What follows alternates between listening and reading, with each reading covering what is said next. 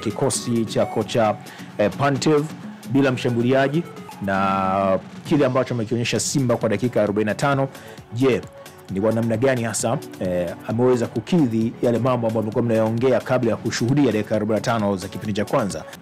Kocha kwenye maana possession amefanikiwa kwa plani hiyo.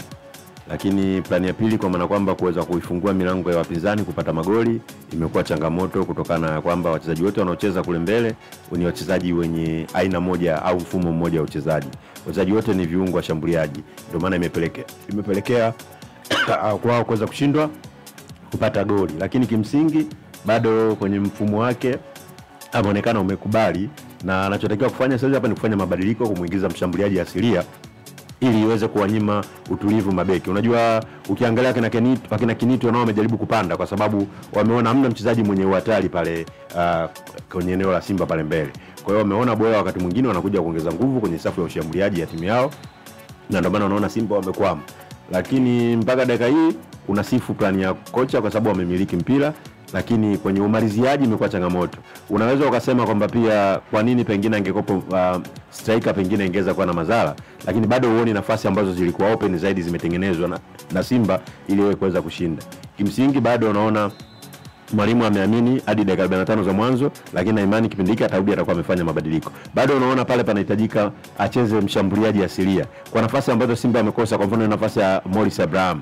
Ndio namna ambavyo wachezaji wanaocheza asili ya kiungo ushambuliaji huwa ni magoli wanayokosa. Lakini mchezaji ambaye ni striker ambaye asili yake kufunga angekuwa na utulivu zaidi, kwa sababu pale alikuwa anahitajika tu ni utulivu zaidi kuweza kufanya ile nafasi kuwa ni goli.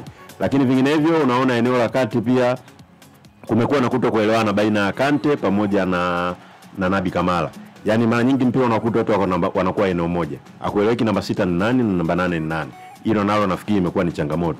Ndio maana tulipokuwa hadi Kagoma alipo hata kwenye sabu inaonekana eneo hilo linaweza likawa na changamoto. Lakini vinginevyo kwa sababu eneo hilo pia hata wapinzani wamekuwa walitumii sana, ndio maana yale mapungufu yamekuwa hayajionyesha. Lakini pia kuna eneo ambalo nafikiri leo aliko sawa. Unaona namna ambavyo Kapombe anavyocheza, upande wake umekuwa unarahisika zaidi kupitika, kwa sababu kuna muda amekuwa anakwenda lakini kwenye kurudi amekuwa anachelewa. Lakini vinginevyo bado Petro nao hajaonyesha hatari yote ambayo ile tumeiona au tumeizoea. Kutokana nafikiri labda na aina mfumo ambao wamecheza, Simba umewakosa utulivu zaidi kwa kujaza viungo wengi. Mimi imani yangu ni kwamba kama kocha atafanya mabadiliko pale kwa eneo la mshambuliaji, lakini pia eneo la kiungo namba 10 kuweza kumbadilisha mtu. Unajua Neo Maema ameonekana ana uhatari kwenye pale anapokuwa na mpira, lakini timu inaposhambuliwa amekuwa hana uhatari wa aina yote. Kwa hiyo kuna namna pia anaweza akafanya switch kwa kumbadilisha, akamuingiza John Chazaua ambaye anakuwa ni hatari zaidi kwenye maeneo ya mipira iliyokufa, lakini pia kwenye namna ya kutoa pasi za mwisho kwa ajili ya timu kuweza kupata ushindi.